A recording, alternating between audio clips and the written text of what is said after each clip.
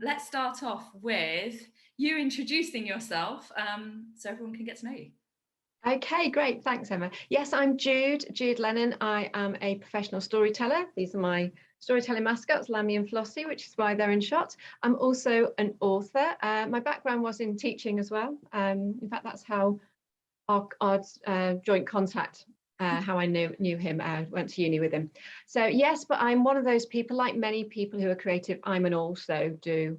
I have about 10 different hats that I wear in various formats throughout the week, like lots of people do. So I'm a storyteller, I'm an author. I also run a writing club for writers who want to have a little bit of accountability, but also develop their writing skills. We have guest speakers. I'm also part of the Liverpool literacy cycle as well. We're encouraging sort of reading, writing and speaking across the city, because obviously communication is just vital for everything. I'm also heavily involved in the Female Forum as well. We have sort of quarterly meetings, and it's an all women panel talking about issues that are of importance to them. So our next one's in September, and the theme is creativity. I'm looking forward to that one. Oh, and I'm also involved in so many other things I can't remember now off the top of my head. Oh yes, I've also got a community interest company called Split Perspectives, and we are going to be delivering lots of STEM building workshops over the summer. But by far and away, most of my children's books feature the storytelling mascots, Lammy and Flossie. So they've been to space. We've got pirates. We've got a camper van one, which is based on our camper van. So Lam-a-lot, so knights and dragons, and Floga with Flossie, which is Flossie's version of yoga. What else? And then more recently, obviously my novel, The Grown-Ups, Kintsugi, which I really want to read that. It's beautiful. Thank you. That's on my list very much. I'm interested in your Howl books as well. I think that they've got a lovely story behind them. Yes, absolutely. The Howl series, I wrote those with William Hawkes, who's autistic, and at the time he was only 16, so he's a man now. Yeah, he was 16 at the time, and I knew his mum. I'm friends with his mum, and she said, "I really think it would be great to do a story, but she said, I don't know if he's going to, open up to you and tell you what you need to have in order to write the story." So I met him, and he didn't want to make eye contact. I mean, partly teenage boy, partly autism, and it was the combination. I didn't want to speak, didn't want to look, didn't want to make eye contact, but I sort of asked him questions and took his ideas and so he decided all the characters, their names, their characteristics, and we sort of explored life through the autistic eye through scenarios that Will himself had gone through, but we put it into a story, and then Will illustrated it as well. And what was wonderful is that, having said, I don't want to be on a photograph, I won't be filmed, I'm not going on radio, I'm not going to speak at the launch, he then did all of those things.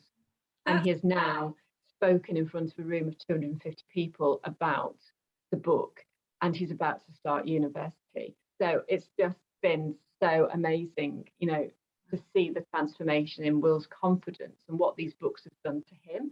And he's become a real sort of role model and, advocate for other young people who are autistic, who maybe thought, well, where's my place, where's my place in the workforce? But he's actually getting paid commissions now to do artwork. So it was a real joy to work with Will, and just to see him blossom and grow and to be part of that was a real privilege. Yes, absolutely. No, it does definitely help having Lammy and Flossie as the face of the brand. The other lambs are over here outshot. So it does help because you've got instantly recognizable characters. And when I do school visits, they all come with me, and the children can see them and they can see all their props and their various costumes. They've got more clothes than me. For many years, even now, I'm still known as the lamb lady in some places, especially if I've not been to a networking event for a while. And I went in the other day and the lady still hi. She said, "We met." I said, "Yes, I'm Jewish." "Oh, you're the lamb woman, aren't you?" And I was like, yeah. And I said, "Here they are." She went, "Oh, you've got them with you. How lovely."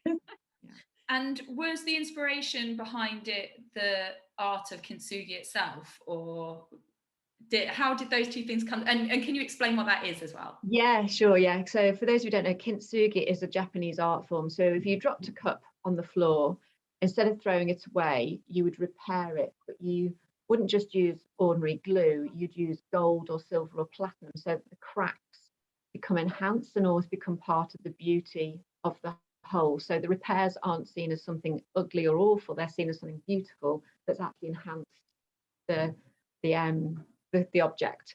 So yeah, so that's, and it, I don't know whether I didn't start with that idea. That wasn't the starting point for the story. That just came about through the story. And when it happened, I was like, oh, okay, that's really interesting. And one of my writing support groups said, there's your title. Oh gosh, yeah. Well, I'll tell you what, we'll start with Pick Up Your Pen, because you were one of our speakers, which was wonderful. So it's a lovely, not a big group, just a small group of people who pay a sort of a membership fee each month. And we do, we have writing exercises, we have let's write sessions where people have to come along and state what they're going to get written in that time and then do it, which is really great, because you can't then come back after an hour and a half and say, oh yeah, I just scrolled through my Facebook, because that just sounds really lame. You've got to come back and say, yeah, I was actually really productive and I got this done. That's brilliant. We have our guest speakers, of which you were one, and that's really great, because we've had such a range of speakers talking about various elements of writing or marketing or something to do with that field. And it's been a really, you take, even if it's a subject you know a little bit about, you will always take something new away with you, which is great. I think these kind of groups really, really help, and you can kind of encourage each other and support each other. Yeah, no, definitely. I mean, I think that's another thing that's really lovely, is people can then put their writing into the group and get nice constructive feedback, but in a safe space. Yeah. And I think that's really important, because as you well know, every time you share a bit of your writing, you're sharing a bit of you. Yeah. And it's always a bit like, oh, what will people think, and will they like it? Whereas if you can do it in a supportive group, that and see the because we never say it's criticism, it's always friendly feedback. That's the idea. Is that sometimes you just need another pair of eyes on your writing to say, that's great, but that bit doesn't quite make sense. You might need to go back and do that. And what about your book den building? Oh yes, well? yeah. Well, it's not a day without another mascot. So for those of you on the podcast, I'm holding up our Booksy mascot. He's like a blue build bug, and so basically we got funding to create some literacy boxes, which we took out on a pilot last summer.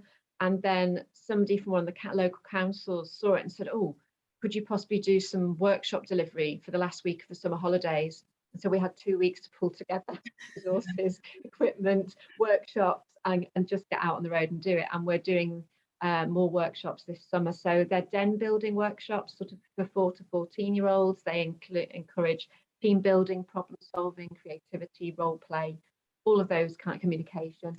All of those, and it's great really, because it's what's really lovely about it is often when we start the session, the grown-ups are around the peripheries with their phones, and then by the end of it, a lot of them have put the phones down, they've come forward and they're building the dens with their children as well, which is just lovely, because it means everybody is getting involved, and that's really important to us, that whole kind of communication and speaking and listening and all of that. And what's really lovely is we're now working on another literacy box called the Boat of Hope, which is all tied in with children's mental health. Oh, I'm glad you found it useful. I guess because I've been on the inside, so I know how busy teachers are.